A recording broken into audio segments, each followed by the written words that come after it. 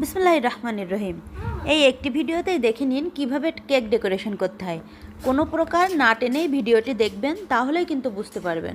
এখানে প্রথমে আমি কেকটি লেয়ার কেটে নিচ্ছি। এখানে আমি 1 পাউন্ড কেক, এজন্য 2টা লেয়ার করলাম। চাইলে আপনারা 3টাও করতে পারেন। এরপর আমি একটু বোর্ডের উপরে ক্রিম দিয়ে দিলাম।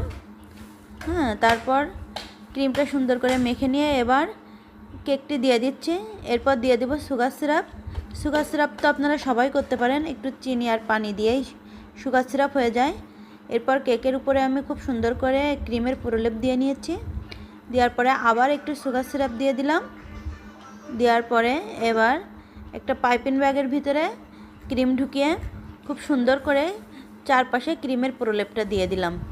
দেওয়ার পর দেখুন আমি কেকটি এবার প্যালেট নাইফের সাহায্যে সুন্দর করে সাজিয়ে নিচ্ছি, একটু ডিজাইন করে দিলাম। এরপর দেখুন আমার কেক তৈরি।